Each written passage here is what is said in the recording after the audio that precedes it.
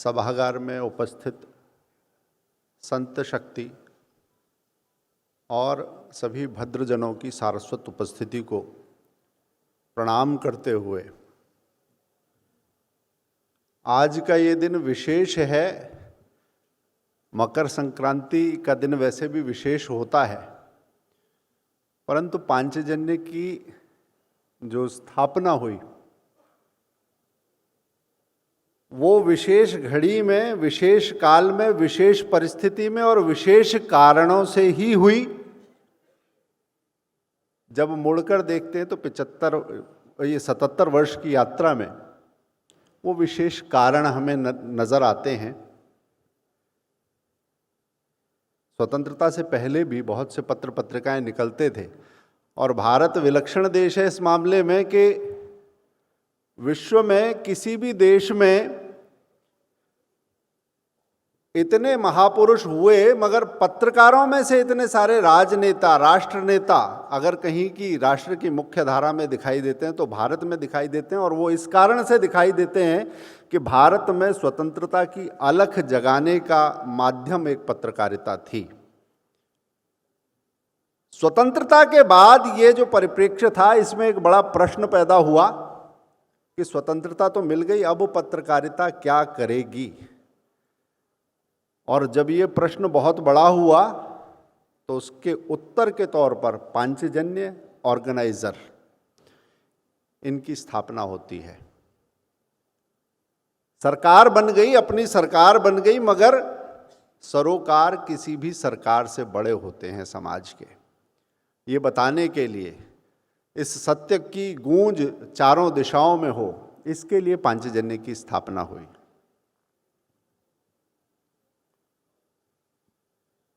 कुछ प्रश्न जो सरकार से पूछने थे, समाज में जिन विषयों पर जनचेतना का काम करना था, वो काम पांचजन्य ने कैसे किया है। अगर हम इसे देखें तो मैं जब कहता हूं कि एक तरफ विषयों की जटिलता है, दूसरी तरफ समाज की सजगता, सहजता, निश्चलता है।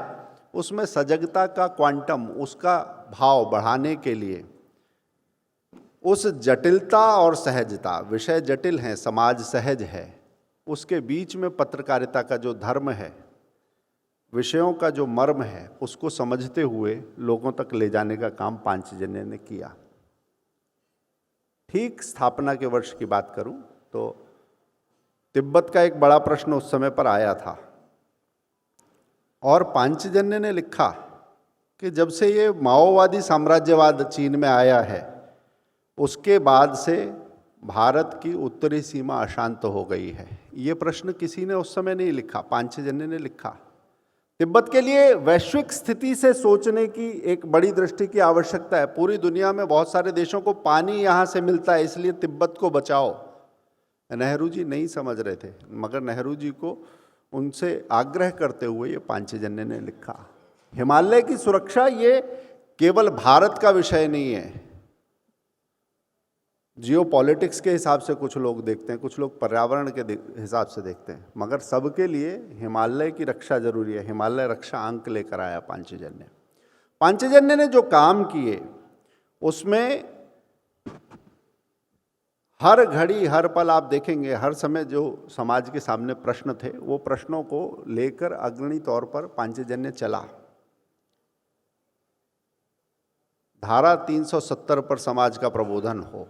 अदालत में जो भी प्रश्नों के उत्तर दिए गए, उसमें से कोई भी ऐसा प्रश्न नहीं है, कोई भी ऐसा तथ्य नहीं है कि जो अदालत में रखा गया हो, माना गया हो और पांचजन्य में पहले ना छपा हो, ऐसी कोई बात नहीं थी। पांचजन्य के विशेषांकों की ये जो परंपरा है, इसके संपादकों की एक, मैं कहता हूं कि अब तो संसाधन दिखने लगे, परंतु जीवन आहुति की तरह से दिया है, जीवन गलाया है, वो परंपरा बहुत बड़ी है। जो विषय उठाए हैं आज वो वैश्विक विषय बने हैं। इस देश की एकता के लिए राष्ट्र एकता अंक, समरसता के लिए, जातियों के भेद को मिटाने के लिए समरसता अंक। फिर अभी हाल फिलहाल की अगर बात करें तो धारा 370 का मैंने जिक्र किया। कुछ खालिस्तानी तत्व हिंदू सिख की फांक जो पैदा करने की कोशिश करते हैं, सिख गुरुओं की परंपरा कैसे रही है, तो सिख गुरुओं की परंपरा पर केंद्रित विशेषांक, गुरु नानक पर केंद्रित विशेषांक। फिर कुछ मायावी अंबेडकर भक्त हैं राजनीति में, जो बाबा साहब को अपने हित के अनुसार चित्रित करते हैं, मगर पांचजन्य ने बताया कि भैया बाबा होता है तो पूरे परिवार का होता है, वो चाचा और ताऊ में बटा नहीं करता। ये काम पांचजन्य ने किया है। एक और चीज़ है, 10 साल पहले लव जिहाद ये शब्द बोलना जैसे अपराध था। पांचजन्य ने जब स्टोरी की कि प्यार अंधा या धंधा, उस समय लोगों ने पांचजन्य को घेरने की कोशिश की, मगर आज अब आप गूगल पर एक शब्द डालते हैं तो आपके सामने कम से कम 150-200 लिंक खुलते हैं। तो जिस समय में सर्च इंजन ऑप्टिमाइजेशन का दौर है, कीवर्ड का दौर है, उस समय सामाजिक विमर्श में इन शब्दों का क्या महत्व है, कौन से विषय तथ्यों की कसौटी पर कैसे कसे जाएंगे, ये विमर्श पैदा करने का काम भी पांचजन्य ने किया। फेक न्यूज़ की बात खास तौर से करूँगा। पहले खबर होती नहीं थी, लोग चिल्ला के बेचते थे कि आज की ताज़ा खबर, और आज हम अपने मोबाइल में नोटिफिकेशंस बंद करते हैं, क्योंकि खबरों से उनका ऐसा संत्रास है कि हमें रोकना पड़ता है, छांटना पड़ता है, देखना पड़ता है, परखना पड़ता है कि सच क्या है और गलत क्या है।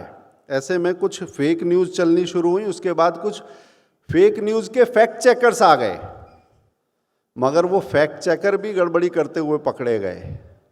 तो जो सच के सौदागर बने हुए थे, उनके भी 36 झूठ पकड़कर पांचजन्य ने समाज के सामने रखे कि जिनका सच से 36 का आंकड़ा है, वो सच के सौदागर बने हुए हैं। और फैक्ट चेक करना क्या होता है, फेक न्यूज़ के इस नेटवर्क को कैसे पकड़ना है, वो काम भी पांचजन्य ने किया।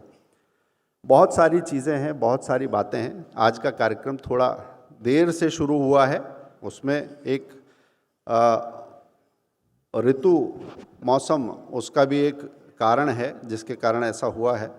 मैं ज़्यादा समय नहीं लूँगा, परंतु मैं कहूँगा कि जो पांचजन्य की जो परंपरा है, पांचजन्य उसी परंपरा को अक्षुण्ण रखते हुए, उन्हीं विचारों को आगे बढ़ाते हुए, थोड़ा आज के समय में इमोशनल से ज़्यादा रैशनल होते हुए, ज़्यादा तार्किकता के साथ अपनी बात रखते हुए आप सबके बीच में है। परंतु आज जो पांचजन्य है वो पिछली परंपरा के बिना नहीं है। और वो परंपरा कैसी है कि मुझे याद है, चाहे अटल जी की बहुत तबीयत खराब है, पेट पकड़ रखा है, बेहोशी की हालत तक उन्होंने संपादकीय लिखे। महेंद्र कुलश्रेष्ठ जी, देवेंद्र स्वरूप जी, तरुण विजय जी, तिलक सिंह परमार जी, यादवराव जोशी जी, यादवराव देशमुख जी, बहुत सारी एक बड़ी परंपरा है। आप नाम देखेंगे तो सबने जीवन गलाया है इसके लिए। और जला अस्थियां बारी बारी, चिटकाई जिनमें चिंगारी, जो चढ़ गए पुण्य वेदी पर, लिए बिना गर्दन का मोल, कलम आज उनकी जय बोल। पांचजन्य का यही उद्घोष है। इसी के साथ मैं अपनी बात पूरी करता हूँ। धन्यवाद।